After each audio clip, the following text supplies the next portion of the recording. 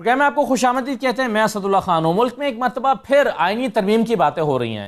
یہ آئینی ترمیم 27ویں آئینی ترمیم ہوگی اور اس کے بعد شاید 28ویں بھی ہو۔ ترامیم تو خیر آئین میں ہوتی رہتی ہیں، لیکن جس پیرائے میں ذکر ہو رہا ہے وہ اس کا تعلق 26ویں آئینی ترمیم کے ساتھ ہے کہ شاید 26ویں آئینی ترمیم میں جو چیزیں رہ گئی ہیں اس کو 27ویں ترمیم میں کور کرنا مقصود ہے۔ 27ویں ترمیم کا ذکر تو ہو رہا ہے، اس کے خد و خال ابھی سامنے نہیں آ رہے۔ پاکستان تحریک انصاف 26ویں آئینی ترمیم کے خلاف تحریک چلانے جا رہی ہے اور اس کو واپس لینے کا مطالبہ کر رہی ہے۔ یعنی پاکستان تحریک انصاف کے جو مطالبات ہیں اس میں ایک یہ بھی ہے کہ 26ویں ترمیم کا خاتمہ کیا جائے، اور ویسے تو یہ خاتمہ بھی 27ویں ترمیم کے ذریعے ہی ہوگا، لیکن سوال یہ ہے کہ یہ 27ویں ترمیم 26ویں کو ختم کرنے کے لیے آئے گی یا اسے مزید مضبوط بنانے کے لیے اور اس کے لوپ ہولز کو ختم کرنے کے لیے۔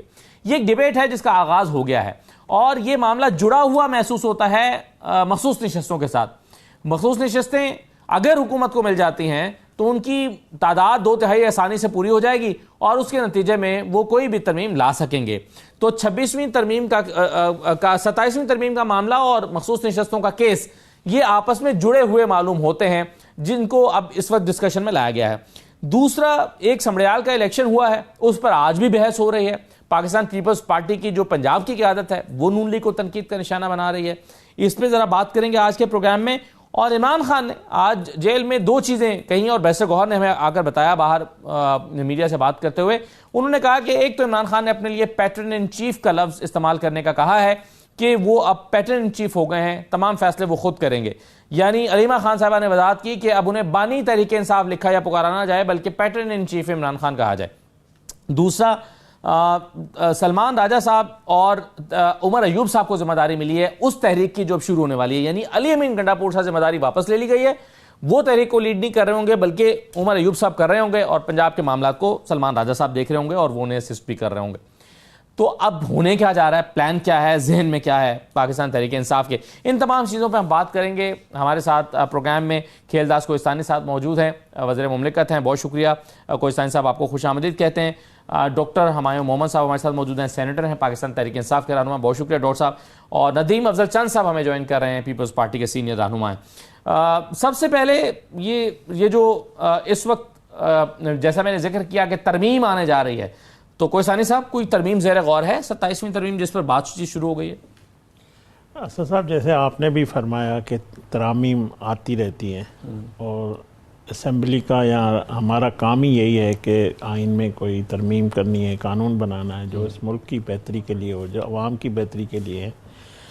27ویں ترمیم جس پیرا میں آپ بات کریں، ابھی تک کوئی میرے علم میں وہ بات نہیں ہے، میں آپ کے پروگرام سے سن رہا ہوں، اور یہ جب 26ویں ترمیم آئی تھی تب بھی یہ کہا جا رہا تھا کہ 27ویں آئے گی، تو ظاہر ایک دن تو آنی ہے، آج نہیں تو کل، کل نہیں تو پرسوں، اس اسمبلی میں آئندہ اسمبلی ترامیم نہیں، وہ اس موضوع پر آئے گی تو زیادہ بڑی خبر ہے کہ جو یعنی ہو سکتا ہے کہ آئینی بینچ پہلے بنایا گیا، اب آئینی عدالت بنانے کے لیے ترمیم آ جائے۔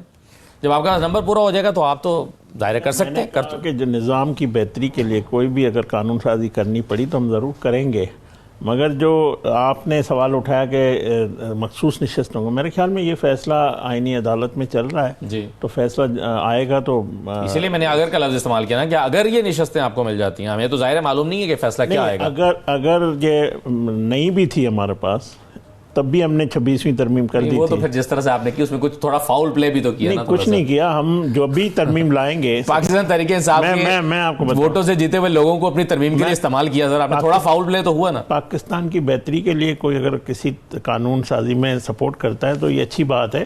میں یہی کہہ رہا ہوں جب آئینی ترامیم ہوتی ہے تو تب آپ ایک تمام جماعتوں کے بشمول جو پی ٹی آئی ہے ان کو اعتماد میں لیتے ہیں، یہ پارلیمنٹ کا ایک طریقہ کار ہے۔ اس طرح نہیں ہے ایک دن میں ترمیم آ جائے گی اور پاس ہو جائے گی، پہلے بھی تو ایسے ہی آئی تھی۔ نہیں، پہلے بھی ہم نے بات چیت کی تھی، اور بات چیت تو بات پہ کی تھی، پہلے آپ نے پیش کرنے کی کوشش کی تھی، نہیں وہ نہیں ہو سکا تھا، پھر مولانا فضل الرحمان سے میں آپ کو بتا رہا ہوں، بڑا ڈیبیٹ چلا۔ 18ویں ترمیم ہوئی تھی تب بھی بڑا وقت لگا، پھر 26ویں ترمیم میں ایون پی ٹی آئی کا ان پٹ پورا شامل ہے جو مولانا فضل الرحمان کی شکل میں ہمیں ملا، اور ان کی خواہشات کے مطابق مولانا فضل الرحمان نے وہ جب ان کا اطاعت چل رہا تھا تو انہوں نے کہا کہ ان کی خواہشات کو شامل کیا جائے۔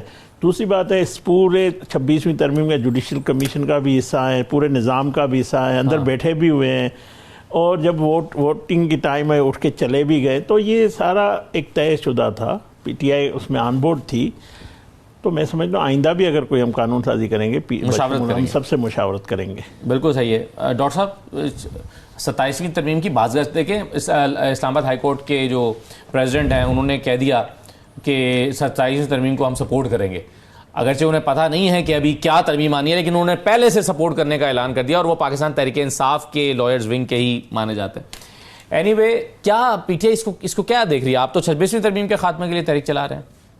بسم اللہ الرحمن الرحیم. ایاک نعبد و ایاک نستعین. دیکھیں اس طرح ہے, سب سے پہلے اگر ہم 26ویں ترامیم کی بات کرتے ہیں, ہم نظام سے, اس نظام سے مطلب کیا ہے؟ آمریت کا نظام یا ڈیموکریٹک نظام؟ کیونکہ 26th امینڈمنٹ کے اندر مجھے کوئی ایسا پوائنٹ نظر نہیں آتا جو اس کو ڈیموکریسی پرو ڈیموکریسی ہو. اس میں آپ لوگوں نے جو جوڈیشل سسٹم کو لیکویڈیٹ کر دیا ہے, اور اس کو جو پی سی او ججز کی بجائے آپ نے ایگزیکٹو ججز بنا دیے. مینز اب وہ ججز would be appointed by executive, اور وہ ججز وہی کام کریں گے جو ایگزیکٹو. اور بینچ بنانے کا اختیار بھی جوڈیشل کمیشن کے پاس ہے, جو کہ ایک طرح سے حکومت کے پاس ہے. That is what I am seeing نا, that is what I am seeing. تو آپ نے وہ کر دیا. تو اگر آپ اس کو دیکھیں, اگر ہم لوگ کسی خوف یا کسی ڈر کی وجہ سے اس سسٹم کو سپورٹ کر رہے ہیں, فیئر انف, ضرور کریں. 26ویں ترامیم کی سب سے بڑی, میں بھی باقی چیزیں مان بھی جائیں, لیکن اس کی جو سب سے بڑا جو پرابلم ہے وہ اس کا پروسیجر ہے. اس کے اندر پارلیمنٹ کے اندر 1 منٹ بحث نہیں ہوئی, نہ نیشنل اسمبلی میں, نہ سینٹ میں, نہ نیشنل اسمبلی کی کمیٹی کے اندر, نہ سینٹ کی کمیٹی کے اندر. Forget about the national assembly ہے جو, اس کی کمیٹی کے اندر بھی کوئی بحث نہیں ہوئی. اگر اس طریقے سے آپ ترامیم, وہ بھی کانسٹیٹیوشنل ترامیم آپ لے کر آنے لگے ہو, اور اس میں پھر ووٹ کرنے کا جو طریقہ کار ہے جس میں آپ لوگوں کو اغوا کر رہے ہو, ان کے بچوں کو ادھر ادھر کر آ کے کر رہے ہو, اگر اس طریقے سے لانی ہے تو اس کو چھوڑ دیں. ہم لیٹس ٹاک اباؤٹ کہ یار اس سسٹم کو ختم کرے اور ہم ایک اور سسٹم لے آئے جو کرنا چاہتا ہے کرے. اس کو چائے کیا ہے, پانی چاہیے پانی دے دو, کہوہ چاہیے کہوہ دے دو, جو چاہیے دے دو, یہ لے لو بھائی, بتا دو. اب 27ویں ترمیم کے دیکھیں ابھی تک ڈسکشن نہیں ہوئی. جو بھی آنریبل لائرز ہیں, یہ ان کا ایک قسم کے, یہ یاد رکھیں ان کا جو مین چیز ہے یہ تو انہی کی ہے. وہ بغیر, وہ کوئی کیس بغیر پڑھے نہیں لیتے. وہ پوری ترامیم کو کہہ رہے کہ ہم ابھی تک آئی نہیں ہے لیکن ہم اس کو سپورٹ کریں گے. Can you imagine the level of, جو مرضی وہ لائر ہے, وہ پی ٹی آئی کے, وہ کسی مرضی کے ہیں, انڈیپینڈنٹ ہے, لیکن can you imagine this thing? مگر آپ کین یو امیجن نہیں, کین یو, جس کی مرضی ہے, کین یو امیجن؟ میں نے ایک ڈاکیومنٹ پڑھا نہیں, میں کہتا ہوں میں ڈاکیومنٹ سپورٹ کرتا ہوں. بھائی کیسے؟ یا تو مجھے پہلے سے بتایا گیا ہے, یا پھر تو پارلیمنٹیرینز نے بھی یہی کیا تھا, بغیر پڑھے بل پر دستخط. ایگزیکٹلی, وہ اگر رات کو 12 بجے تک بٹھا کے رکھا ہوا تھا, مجھے ان میں سے کوئی ایک بتا دے. میں بتاتا ہوں, literally chairman of the senate کے اندر بیٹھے ہوئے ہیں, جو کیا کہہ سکتے ہو اسے, لیڈر آف دا ہاؤس جو ہے سینٹ میں بیٹھے ہوئے, کہتے ہیں ہم نے دیکھا نہیں ہے, اور ہم وہاں بیٹھے ہوئے ہیں کہ وہ پریزنٹ ہوگا.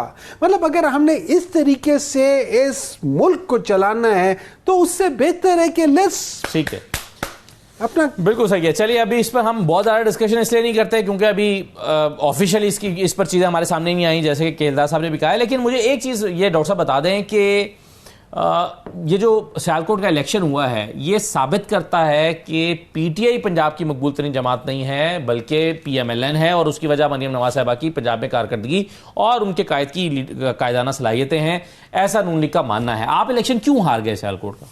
دیکھیں جی, دو چیزیں. ایک یاد رکھیں, جنرلی بائی الیکشنز ہمیشہ نارملی گورنمنٹ کے چانسز زیادہ ہوتے ہیں, لوگ نکلتے نہیں, تو اپنی جگہ پر ایک ہے.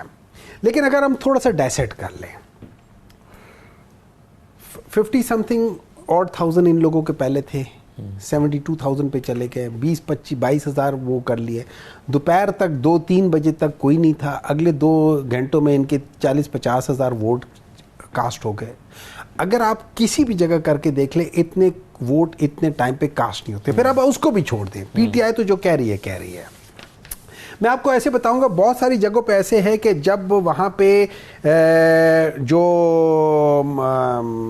آر او تھا وہ اب ساری چیزیں لے کر جا رہا ہے تو انہوں نے کہا کہ بھائی فارم 45 دے دیں. انہوں نے کہا میرے پاس تو فارم 45 ہے نہیں دینے کے لیے. انہوں نے پتہ نہیں کتنے پولنگ اسٹیشن میں ایک significant number of polling station میں فارم 45 دیے نہیں ہیں. اچھا اس کو بھی چھوڑ دیں. اب یہ لوگ اس پہ ماہر ہو گئے, ان کے اپنے وہ ہیں. آپ چند صاحب ابھی آئیں گے, انہوں نے ندیم افضل چند صاحب نے کیا کہا ہے, انہوں نے کہا ہے کہ نہ ہمیں اور نہ نون کو ووٹ پڑے ہیں, دونوں کو نہیں پڑے. انہوں نے کہا ہماری بےزتی اس وجہ سے ہو رہی ہے کہ ہم نون کے ساتھ کھڑے. اب مجھے سمجھ نہیں آتی وہ اپنی بےزتی کرا کیوں رہے ہیں.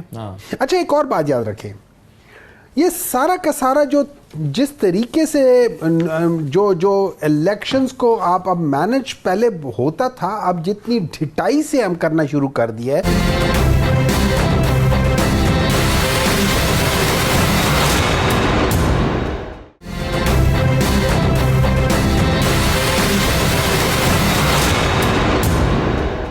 فیفن کی رپورٹ ہے کھیلدہ صاحب, اس میں وہ یہ کہتے ہیں کہ 8 فروری 2024 کے الیکشن میں 50% یہاں پر ووٹر ٹرن آؤٹ تھا. اس مرتبہ 45% ہے, 5% کم ہو گیا ووٹر ٹرن آؤٹ. ضمنی انتخابات میں ہوتا بھی ہے, لیکن ٹوٹل نمبر آف ووٹ زیادہ ہو گئے ہیں. یعنی پی ایم ایل این نے پہلے سے 20,000 ووٹ زیادہ لیے ہیں اور پیپلز پارٹی نے بھی پہلے سے چند ہزار ووٹ زیادہ لیے ہیں. تو ٹوٹل نمبر آف ووٹ بڑھ رہا ہے اور ووٹر ٹرن آؤٹ کم ہو رہا ہے. تو یہ کیا چکر ہے؟ دیکھیں بات یہ ہے کہ آپ ہر الیکشن پہ جو ہے نا وہ اعتراض کرتے ہیں. پی ٹی آئی کا مسئلہ سادہ سا ہے, وہ اگر پی ٹی آئی ہارے تو داندلی, 35 پنچر, فارم 47, جیتے تو عوام کی جیت. ان کا تو مسئلہ یہ ہے. آپ مجھے ایک ثبوت, ایک بات اس الیکشن کی نکال کے دے دیں. آپ دیکھیں مسلم لیگ نون پاپولر جماعت تھی, ہے, پنجاب میں نواز شریف کا ووٹ تھا, ہے, رہے گا. اب 3 چیزیں ہوئی ہیں. انہوں نے پاکستان کی معیشت تباہ کی, پاکستان کو ڈیفالٹ پہ پہنچایا.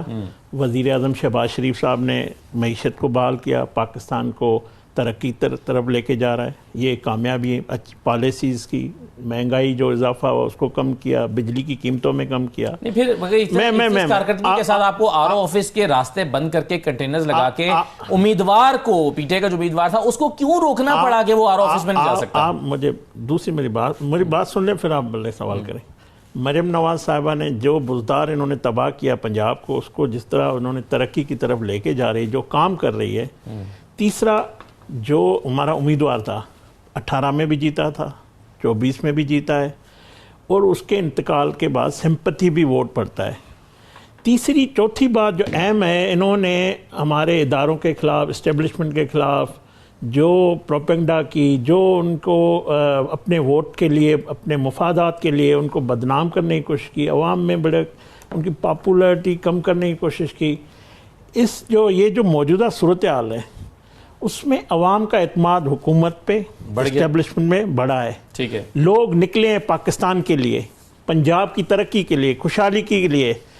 تو مسئلہ یہ آپ شکست کو تسلیم کرو. کب تک آپ یہ اس طرح فارم 47 یہ تو پی ٹی آئی کا وتیرہ ہے نا آپ کے بقول, لیکن پیپلز پارٹی کا مسئلہ پھر کیا ہے؟ پیپلز پارٹی کا مسئلہ سادہ سا ہے. اس کا بھی, اس کا کیا ہے, 3 میں نہ 13 میں ساؤتھ سینٹرل پنجاب میں 4,000 ووٹ لیے تھے, ابھی 6,000 لے لیے. کہاں سے دھاندلی ہوئی ہے؟ یہ اگر ہمیں چیلنج کر رہے ہیں یا ہماری مخالفت کر, مجھے سمجھ میں آتی ہے اس کی. یہ میرا مخالف ہے, میرا مقابلہ ان سے ہے, میں مانتا ہوں. پنجاب میں پیپلز پارٹی سے ہمارا مقابلہ نہیں ہے, پنجاب میں نہ ہی ہمارا مقابلہ ہے, نہ ان کی کوئی ان کی جماعت ہے وہاں پہ. میں لے لوں. چند صاحب, آپ نے کل سے آپ کی گفتگو بڑی زیر بحث ہے. آپ نے کہا کہ نہ ہمیں ووٹ پڑا ہے نہ پی ٹی آئی کو ووٹ پڑا ہے, sorry P M L N کو ووٹ پڑا ہے. ووٹ پھر آپ کے خیال میں کیا پی ٹی آئی کو پڑا ہے؟ پی ٹی آئی یہ الیکشن جیتی ہے؟ کن چیزوں پر آپ کے اعتراض ہے؟ کیونکہ کھیلدہ صاحب کہہ رہے ہیں کہ آپ اسپیسیفک چیز مینشن کریں کہ کہاں دھاندلی ہوئی ہے اور کیسے ہوئی ہے. یہ نون لیگ کے کون بھائی صاحب ہیں؟ میں ذرا کیونکہ کیمرے پہ بیٹھا ہوں, میں لیٹ جوائن کیا. کھیلداس کوہستانی صاحب, سر جو کھیلداس کوہستانی صاحب. جی جی جی جی جی جی جی جی جی میرے بھائی ہیں. آپ نے دیکھیں ان کی ایک رائے ہے, وہ پیپلز پارٹی کو نہ 3 میں سمجھتے ہیں نہ 13 میں سمجھتے ہیں, اور دونوں دفعہ وزیر اعظم ان کو پیپلز پارٹی نے بھی بنایا ہے, پی ڈی ایم میں بھی اور ابھی بھی. اور ان کو یا کچھ اور لوگوں کی مہربانی ہے یا پھر پارٹی کی مہربانی ہے آج حکومت میں بیٹھے ہیں.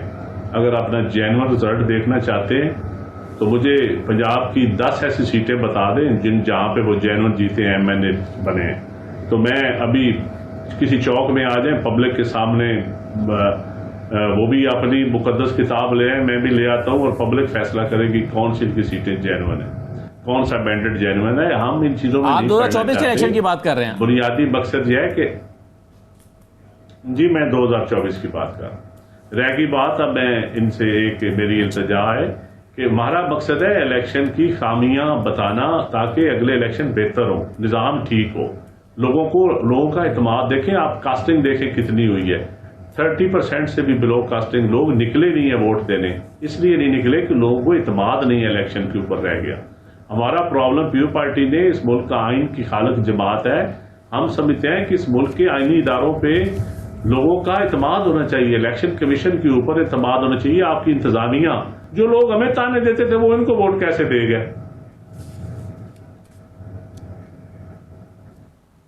نہیں مگر یہ تو اگر آپ کا یہ انالیسس ہے چند صاحب کہ ہم چونکہ PMLN کو سپورٹ کر رہے ہیں تو ہمیں بڑا نقصان ہو رہا ہے, تو یہ تو پھر آپ کو جب کل کو الیکشن ہوگا پورے ملک میں, جنرل الیکشن ہوں گے, اگلے الیکشن جب بھی ہوتے ہیں, تو آپ کا تو بڑا ڈنٹ پڑ سکتا ہے. پنجاب کے علاوہ سندھ میں بھی اس کے ریپرکشنز آ سکتے ہیں. لوگ تو ظاہر ہے وفاق میں بھی آپ اس کو سپورٹ کر رہے ہیں, تو یہ تو پھر پیپلز پارٹی کے لیے لمحہ فکریہ بن جائے گا. تو یہی تو ہم کہتے ہیں کہ یہ اچھی گورننس دیں, یہ یوٹیلیٹی اسٹور کے لوگوں کو نوکریوں سے نہ نکالیں, یہ پاسکو کا محکمہ بند نہ کریں, یہ لوگ ڈگریاں نہ جلائیں, یہ ڈاکٹروں کے اوپر دہشت گردی کے پرچے نہ دیں, یہ گندم کی قیمت 2000 میں تک نہ پہنچائیں کہ لوگ گندم کاشت کرنا چھوڑ دیں, ہمیں خربوں کی گندم باہر سے نہ منگوانی پڑے. ہماری مکھی آج خریدتا کوئی نہیں ہے, 2100 روپے کی ہو گئی ہے. یہی تو ہم رونا روتے ہیں کہ ان چیزوں کی طرف دھیان دیں.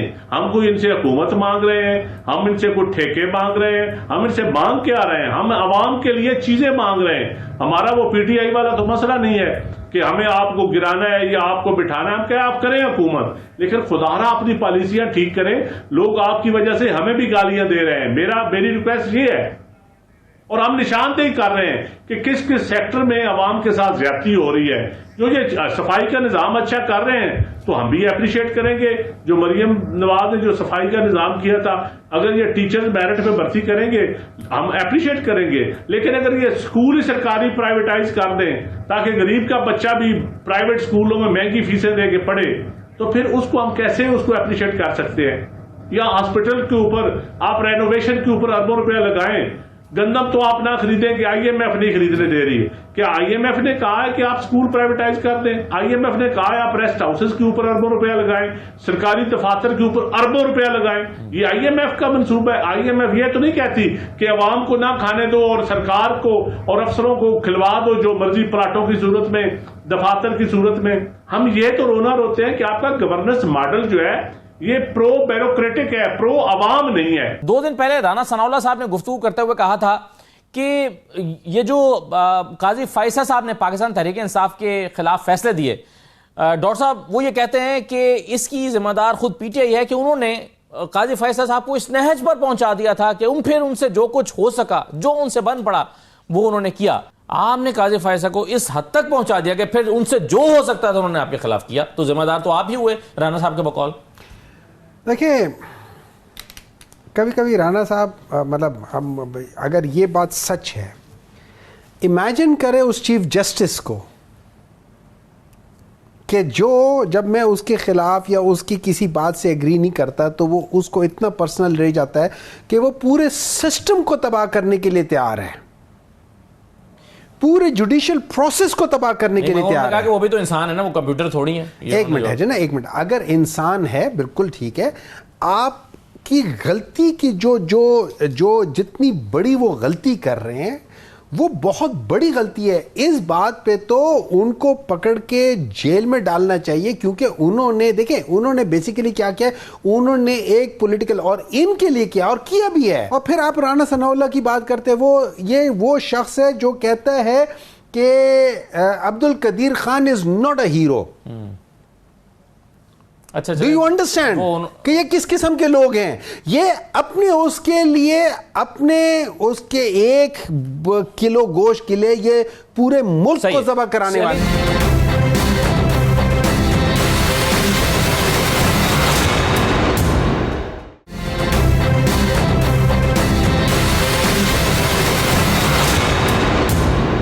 جلدہ صاحب ایک تو یہ اس کا جواب دے دیں کہ یہ محض اتفاق ہے کہ اقبال سنگھیڑا صاحب جو ہیں جو ڈپٹی کمشنر ریونیو ہیں غالباً سیالکوٹ میں, وہ ایڈیشنل ڈپٹی ہیں کمشنر ہے شاید, تو وہ آر او تھے خواجہ آصف صاحب کے الیکشن میں بھی, اور وہ آر او ہیں آج کے اس الیکشن میں بھی. تو یہ تو اتفاق بھی ہو سکتا ہے کہ ان کو دوسری دفعہ ڈیوٹی مل جائے, لیکن اعتراض ہمایوں صاحب کا یہ اس پر ایک تو آپ کہہ دیں. اور دوسرا ایک رانا صاحب نے کیا اعتراف کیا ہے کہ قاضی فائز عیسیٰ یہ ذاتی اناد اور مخالفانہ جذبے کے تحت فیصلے کر رہے تھے, آئین اور قانون کے مطابق نہیں کر رہے تھے. پہلی بات یہ کہ الیکشن کرانا الیکشن کمیشن کا کام ہے, فیئر اینڈ فری الیکشن کرانا یہ بھی ان کی ذمہ داری ہے. کس کی انتظامی ڈیوٹی لگتی ہے؟ یہ آئین اور قانون کا کام ہے, الیکشن کمیشن کا کام, الیکشن کمیشن کا. خواجہ آصف سے پوچھ کے اور آپ کے پاس یہ وقت ہوتا ہے الیکشن کمیشن, اگر کسی افسر پہ آپ اعتراض ہے تو آپ چلے جائیں الیکشن کمیشن کے پاس, متعلقہ اداروں کے پاس چلے جائیں. آپ کا اعتراض الیکشن سے پہلے بنتا تھا. ٹھیک ہے, آپ ہر چیز پہ رونا دھونا کریں گے. میں کہتا ہوں آپ سیاستدان بنیں, آپ تسلیم کریں, آپ جمہوری اور اگر آپ کو آج بھی کوئی اعتراض ہے تو جائیں ٹرائبونلز کے پاس, جائیں, بالکل جائیں, کیوں نہیں جاتے؟ جائیں, راستہ موجود ہے جہاں پر آپ نے سابق جو میں کہتا ہوں ان کے ذہن میں جنرل فیض بیٹھا ہوا ہے, ان کے ذہن میں آر ٹی ایس کا الیکشن بیٹھا ہوا ہے, تو یہ جب میں چور ہوں نا تو آپ کو بھی چور سمجھوں گا. ٹھیک ہے, تو ان کا مسئلہ یہ ہے. اس مسئلے کا حل میرے پاس تو نہیں ہے, میں آئین اور قانون کے, میں بتاؤ کوئی غلط کام ہے, مسئلے کا حل الیکشن کمیشن کے پاس ہے. بالکل, جو جس کا کام ہے, میرا کام نہیں ہے. میں کیوں الیکشن کمیشن کو یہاں ڈیفینڈ؟ آپ نے ڈسکا میں الیکشن کروایا, پتہ نہیں ہے پوری دنیا کو آپ کے کارنامے, آپ بھول جاتے ہیں نا. میرے بھائی ہیں, میرے دوست, ڈسکا میں جو آپ نے الیکشن کروایا, آپ کے ذریعے آپ کو جلسہ کرنے دیا گیا ہے, سیالکوٹ میں آپ کو لیول پلینگ فیلڈ ملی ہے, آپ نے پوری جتنی گالیاں یہ جو ڈار خاندان نے دینی تھی وہ کھلے عام دیتے رہے ہیں. اور آپ کا اتنا جو آپ کہتے ہیں کہ جنگ ہماری سوشل میڈیا نے جیتی ہے, وہ جنگ جیتنے والے سپاہی اتنے آپ کے پاس ہیں, وہ سیالکوٹ میں کیوں نہیں گئے جا کے؟ ہم نے جو ڈاکہ ڈالا آپ کے ووٹ پہ, ہم نے جو دھاندلی کی, ہمیں بے نقاب کرتے. میں آج یہاں پہ جنہوں نے ایسے بے نقاب کرنے کی کوشش کی ہے, ان پر 780 کی دفعہ کے مقدمہ درج ہو گیا. ایک ویڈیو نہیں, اسی طرح جو 400 لاشیں پڑی تھی نا ڈی چوک پہ, ان کے کیمرہ میں ایک بھی نہیں تھی. آج میرے ایک پروگرام میں بیٹھا ہوا تھا میرا بھائی, وہ کہتا ہے کہ 12 ہے, تو میں نے اس اینکر نے کہا کہ 400 کیوں کا, بولا یہ بھی ہم سے کہلوایا گیا تھا. کھیدا سا بات سنیں, میں آپ کو ویسے ابھی ایف آئی آر بھیجتا ہوں, وہ 780 کے ایف آئی آر ہو گئی ہے جنہوں نے فارم 45 مانگے تھے کسی کو روک کے. چلیں کار سرکار میں مداخلت کی ایف آئی آر تو ہو سکتی ہے. جو میرے ندیم افضل چند صاحب چند صاحب شکایت کر رہے ہیں نا, عمر کوٹ میں ابھی الیکشن ہوا ہے, پی ٹی آئی کا میرا دوست ہے لال مالی ان کا امیدوار تھا, وہی الزام پی ٹی آئی پہ پیپلز پارٹی پہ بھی لگا. صحیح ہے غلط ہے پیپلز پارٹی پہ الزام؟ نہیں, میرا کام ہی نہیں ہے نا الیکشن کمیشن. میں کیوں کہوں آپ آبزرور تو ہیں نا, آپ اپنی رائے تو دے سکتے ہیں. کیوں کہوں پیپلز پارٹی نے دھاندلی کی؟ الیکشن کمیشن ذمہ وار ہے عمر کوٹ میں. مگر ان کا الزام وہاں پہ بھی ہے کہ ہم وہ یہاں درست ہے تو وہاں بھی درست ہے.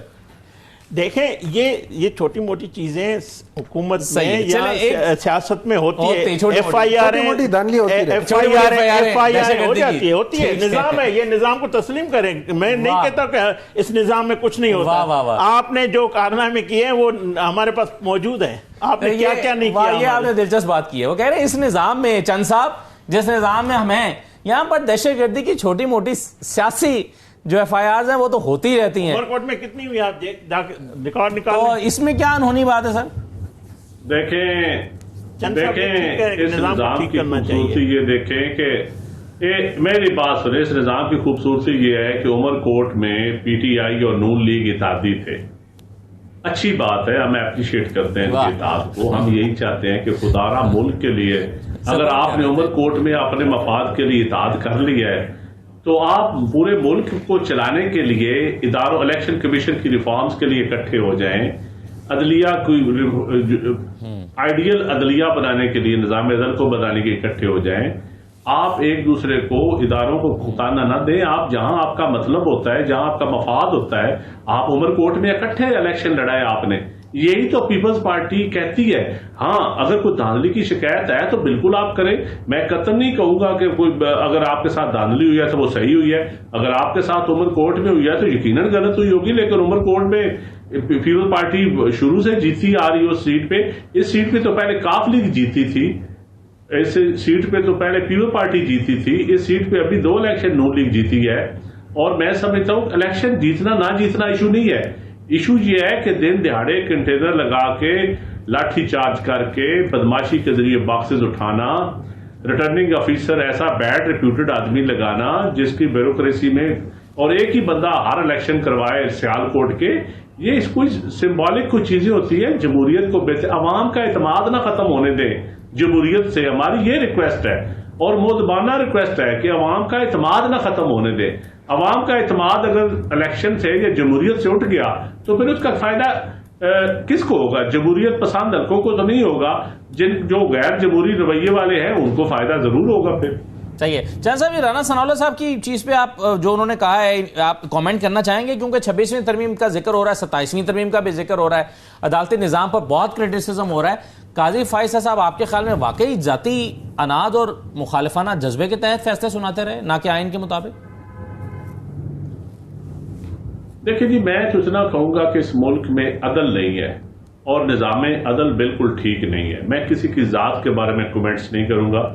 یہ ان دونوں جماعتوں سے آپ ذاتی کمنٹس لے لیں, میں نہیں کرتا ہوتا. ٹھیک ہے, بالکل صحیح ہے. یہ بتا دیں ڈاکٹر صاحب کہ ایک ذمہ داری علی امین گنڈا پور صاحب کو کچھ دن پہلے دی گئی, پھر آج واپس لے لی گئی, اور آج عمر ایوب صاحب کو دے دی گئی ہے, اور Imran Khan patron in chief بن گئے ہیں. اس کی کیا وجہ ہے؟ وہ کیوں پیٹرن ان چیف؟ آئین آپ کے پیچھے ہے کہ آئین میں اس کی کیا گنجائش ہے, حیثیت ہے پیٹرن ان چیف کا؟ کوئی جگہ ہے؟ دیکھیں, پیٹرن ان چیف کا اس سے کوئی نہیں ہے, ہر ایک اپنا اپنا خود کر سکتا ہے. Pattern in chief basically is the highest جو پوزیشن ہوتی ہے کسی ایک ادارے میں یا کسی ایک جگہ پہ ہوتی ہے, جو کہ سب سے ٹاپ والی ہوتی ہے, وہ کر دے. اس میں بجائے بانی کے کرنے کے وہ کر دیا. اس میں کوئی وہ برائی نہیں ہے. آپ کے اس کا مجھے نہیں پتا ہے اس کا وہ ہے, لیکن اس کا اگر آپ کہہ دیتے ہیں تو اس سے کوئی فرق نہیں پڑتا. آپ نہیں کہتے ہیں اس سے کوئی فرق نہیں پڑتا. Practically doesn't make thing. مطلب he is patron in chief, he is بانی, he is everything in Pakistan Tehreek Insaf. ان کے سب انہی کے ووٹ پہ. ہمارے یہاں پہ کوئی الیکٹیبلز نہیں ہے. کوئی باپ ہار گیا تو اس کی جگہ بیٹے کو دے دینا, یہ چیزیں نہیں ہوتی ہیں. لیکن ایک بات یاد رکھیں, آپ کو پتہ ہے آپ نے فافن کا ذکر کیا تھا, پٹن نے بتایا تھا کہ 227 ڈفرنٹ طریقے سے دھاندلی ہوئی تھی 2024 میں. اس میں 2018 کے اس میں جو ہمیشہ سے ہوتی آ رہی تھی وہ 165 اور 166 اس طرح مختلف طریقے ہمیشہ سے ہوتے تھے. اس دفعہ تقریباً 64-65 نئے طریقوں سے بھی دھاندلی ہوئی ہے. ٹھیک ہے, اب اس کے آن ٹاپ 62, اب اس کے آن ٹاپ آف دیٹ کیا چیز ہوئی؟ اس دفعہ میں کنٹینر نہیں تھے, اب کنٹینر بھی آ جائیں گے. تو ہو سکتا ہے اس دفعہ ایک نئے طریقے لے کر آ رہے ہیں. لیکن بڑے افسوس سے یہ کہنا پڑ رہا ہے مجھے, اب چند صاحب بہت سینئر اور بہت اچھے پولیٹیشنز میں سے ایک ہے. میں بہت کم پولیٹیشنز کی, ٹو بی آنسٹ, آپ نے کبھی مجھ سے نہیں دیکھا ہوگا کہ میں بہت کم لوگوں کی میں تعریف کرتا ہوں. ہی از اے گڈ مین, ٹھیک ہے, لیکن مجھے افسوس اس بات کا ہے, مجھے ہر اس اچھے شخص سے افسوس اس بات کا ہے کہ جب غلط چیز ہو رہی ہوتی ہے ہم اچھے لوگ خاموش رہتے ہیں. ہم اچھے لوگوں کی وجہ سے یہ سب غلط کام ہو رہا ہے. صاحب تو بول رہے ہیں کہ کس پہ خاموش ہیں, وہ کہہ رہے ہیں کہ الیکشن جب 26ویں ترامیم ہو رہی تھی, جب یہ وہ وقت ہوتا ہے جس میں لوگوں کو اٹھ کے بولنا چاہیے تھا. آج اگر پاکستان کے پہلے بھی اچھے حالات نہیں, پچھلے 78 سالوں سے اگر آپ دیکھ لیں Pakistan, the only time judiciary stood against a dictator was جب یایا خان جا رہا تھا, اس وقت اس کے خلاف وہ کر دیتا. تو اس چیزوں کو لے کر ہم جیسے لوگوں کو جو کہ سمجھتے ہیں کہ یار یہ چیز نہیں ہونی چاہیے, یہ ڈیموکریسی کے لیے بری ہے, ہم اس وقت کیوں خاموش رہتے ہیں؟ شکوے کا کیا جواب شکوہ کے لیے میرے پاس انفارچونیٹلی وقت نہیں بچا. اس پر انشاءاللہ کسی اور نشست پہ بات کریں گے. بہت شکریہ آپ سب کا پروگرام میں شرکت کرنے کے لیے. ایک چھوٹا سا بریک لیتے ہیں, بریک کے بعد بجٹ آنے والا ہے, بجٹ میں کیا ہو رہا ہے ڈاکٹر فاروق سلیم صاحب سے اس پہ بات کریں گے. ہمارے ساتھ رہیے.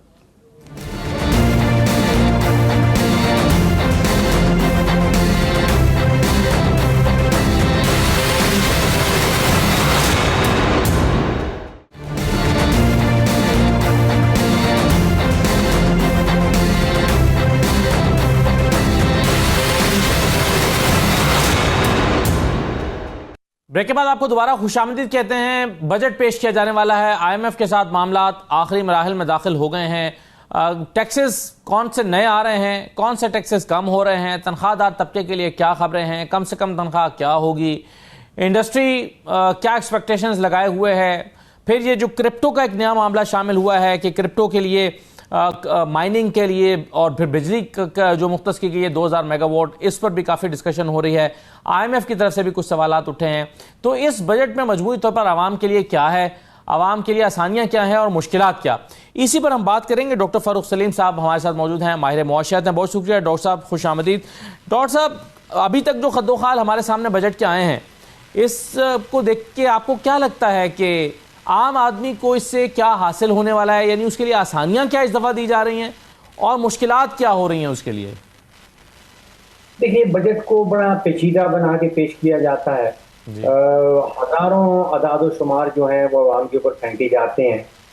ان دا موسٹ سمپلیفائڈ فارم یہ بجٹ جو ہے وہ ایک تخمینہ ہے حکومت کی آمدن کا اور ایک تخمینہ ہے حکومت کے اخراجات کا.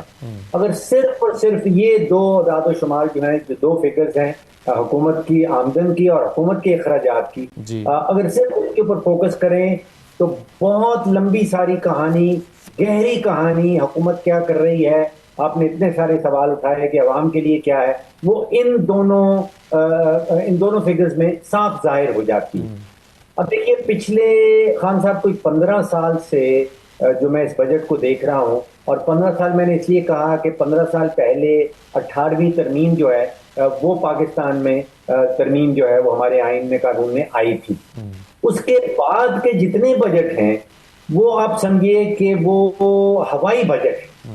یعنی کہ وزیر خزانہ کے لیے, وزارت خزانہ کے لیے 18ویں ترمیم کی جو فائنینشیل کلوزز ہیں ان کے اوپر عمل درآمد کرنے کے بعد کوئی پیسہ بچتا ہی نہیں.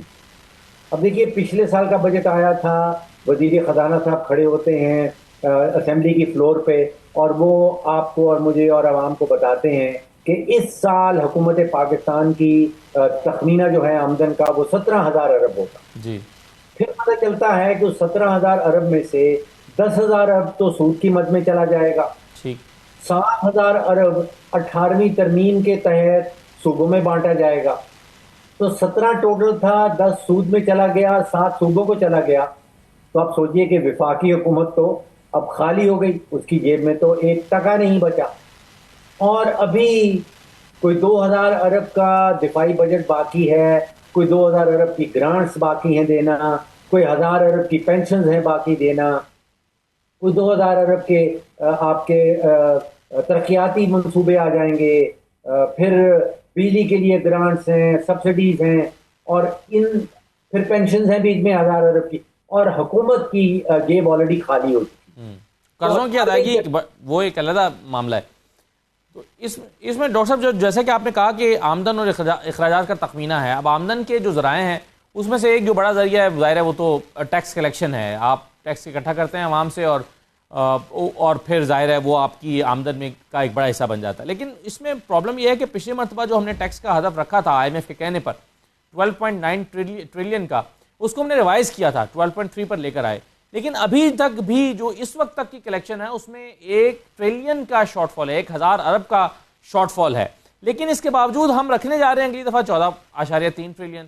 آپ کے خیال میں یہ ڈویبل ہے, اور اس کے لیے کون سی کلاس ہے سب سے زیادہ جس پر بوجھ پڑے گا؟ دیکھیے, پچھلے 15 سال سے ہر سال ہم ایکسپیکٹیشن رکھتے ہیں کہ ٹیکس اور بڑھا دیں, ٹیکس اور بڑھا دیں. اور میں 2009-2010 کی فکر دیکھ رہا تھا جب حکومت پاکستان کہہ رہی تھی کہ 1,000 ارب روپے کا ٹیکس حکومت کے خزانے میں جمع ہوگا. اب ہم پہنچ گئے ہیں 12,000-13,000 پہ, جیسے آپ نے ذکر کیا. اب ٹیکس تو بڑی تیزی سے بڑھ رہا ہے.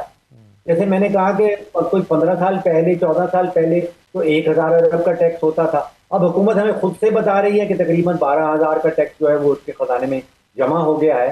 جیسے آپ نے کہا کہ تقریباً 1,000 ارب ابھی بھی شارٹ فال ہے ٹارگٹ کے مقابلے میں. تو اب یہاں پہ پرابلم یہ ہے کہ ہم ٹیکس بڑھانے کی کوشش کر رہے ہیں اور اصل بیماری ہے حکومتی اخراجات.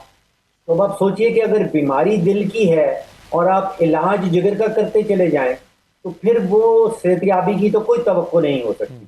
تو یہاں پہ اصل مسئلہ حکومت کے اخراجات کا ہے، اور ہمارا اور حکومت کا سارا فوکس اور میڈیا کا فوکس بھی ٹیکس اکٹھا کرنے پہ لگا رہتا ہے. دیکھیے پرابلم یہ ہے کہ حکومت پاکستان، چاہے وہ پیپلز پارٹی کی ہو، چاہے وہ PMLN کی ہو، چاہے وہ PTI کی ہو، وہ تقریباً 600-700 ارب روپے کا سالانہ بجلی کے شعبے میں نقصان کر دیتی ہے. جو گندم خریدتی ہے، پیسکو کا کوئی اس وقت مجموعی نقصان کوئی 900 ارب پہ پہنچ گیا ہے. سوئی ناردرن، سوئی سدرن جو گیس کا کاروبار حکومت کرتی ہے، وہ تقریباً دونوں کمپنیاں جو ہیں وہ بینکرپٹ ہو چکی ہیں. PIA کا جو ٹکٹ بیچنے کا کاروبار حکومت پاکستان کرتی ہے، اس میں اب تک کوئی 830 ارب کا نقصان ہو گیا ہے. تو اب یہاں پہ کہا یہ جا رہا ہے کہ ٹیکس بڑھانا ہے، ٹیکس اکٹھا کرنا ہے، اور وہ سارا ٹیکس جو ہے یا تو پاکستان اسٹیل میں ڈبونا ہے، یا PIA میں ڈبونا ہے، یا بجلی کے شعبے میں ڈبونا ہے. تو یہاں پہ فوکس ہو رہا ہے ٹیکس اکٹھا کرنے پہ، اور اصل پرابلم جو ہے وہ حکومتی نقصانات ہے. بالکل صحیح ہے. تو ڈاکٹر صاحب اگر اب اس میں ظاہر ہے جو سب سے زیادہ بوجھ پچھلی دفعہ ڈالا گیا وہ تھی سیلریڈ کلاس، جس سے کوئی اب تک پہلے 10 مہینے میں 450 ارب کے ٹیکسز اکٹھے کیے گئے، اور ظاہر ہے یہ پچھلے جو دفعہ کے مقابلے میں کوئی 150 ارب زیادہ تھے، یعنی اتنا زیادہ سیلریڈ کلاس پر بوجھ ڈالا گیا. اب کیا کہا جا رہا ہے کہ تھوڑا سا ریلیف مل رہا ہے، شاید 38,000 روپے ماہانہ تنخواہ تک والوں کو ٹیکس فری مل جائے گا، سیلری ملے گی.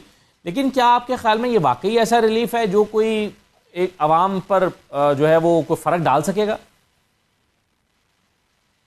دیکھیے ایک حکومت جو آپ کو خود سے یہ بتاتی ہے کہ اس کی آمدن کا تخمینہ 17,000 ارب ہے، اور اس کے اخراجات کا تخمینہ جو ہے وہ 25,000 ارب ہے، اس سے یہ توقع کر لینا کہ کوئی رعایت ملنے والی ہے، کوئی ریلیف ملنے والا ہے، تو یہ تو توقع کرنے والوں کی غلطی ہے.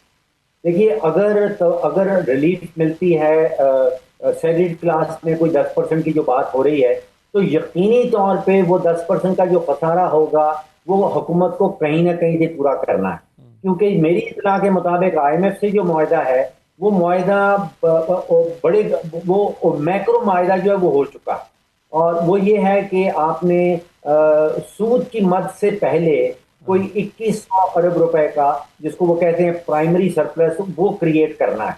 اس کے اندر رہتے ہوئے IMF کہتا ہے آپ جو مرضی کر لیں.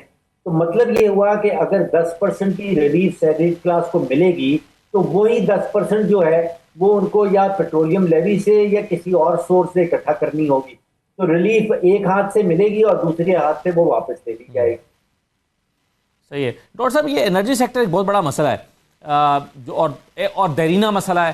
اس مرتبہ جو ہے وہ یعنی آپ کے 5,000 ارب سے زائد ہو چکے ہیں سرکولر ڈیٹ بجلی اور گیس دونوں کے ملا کے. اب اس کے لیے کچھ مختلف طرح کے منصوبے بھی بنائے جا رہے ہیں. کیپیسٹی پیمنٹس کا اپنی جگہ پر ایک پرابلم ہے. ہم نے یہ 2000 میگا واٹ جو ہے یہ بٹ کوائن انڈسٹری کے لیے مختص کیا ہے، اس کی مائننگ کے لیے. ایک تو یہ ظاہر ہے بہت سارے پاکستانیوں کے لیے ایک نئی ٹرم ہے، اور اس پر IMF بھی سوال اٹھا رہا ہے کہ یہ یعنی یہاں پاکستان میں بھی لوگ کہہ رہے ہیں کہ 2000 میگا واٹ انڈسٹری کو دیا جا سکتا تھا، اس سے ایکسپورٹس بڑھ سکتی تھی، ان کی کمپیٹیٹو پرائز کا جو مسئلہ رہتا ہے وہ حل ہو سکتا تھا. آپ اس اقدام کو کیسے دیکھ رہے ہیں؟ یہاں پہ خان صاحب I think we have to look at the broader picture. دیکھیے انسانی تاریخ کی دو سب سے بڑی ایجادات جو ہیں وہ ایک آرٹیفیشل انٹیلیجنس ہے اور ایک بلاک چین ٹیکنالوجی ہے. اب دنیا کا کوئی بھی ملک ہو، دنیا کی کوئی بھی کمپنی ہو، دنیا کا کوئی بھی شخص ہو، اگر وہ بلاک چین ٹیکنالوجی اور آرٹیفیشل انٹیلیجنس کا استعمال نہیں کرتا تو وہ یا تو پیچھے رہ جائے گا اور یا وہ دنیا سے مکمل طور پہ آپ سوچئے irrelevant ہو جائے. تو یہ اس سمت میں تو ہمیں جانا ہے. ان دونوں ٹیکنالوجیز کو پاکستان کو اپنانا ہے. آپ سوچئے کہ یہ آپ کی اور میری یا ہمارے ملک کی چوائس نہیں ہے، اس کے علاوہ اور کوئی راستہ ہی نہیں ہے. تو سمت تو درست ہے، یہ کرپٹو کرنسی کی اسٹیبلشمنٹ کرنا اور اس سمت میں کوئی کوشش کرنا کہ شاید ہم مائننگ کی طرف جا سکیں.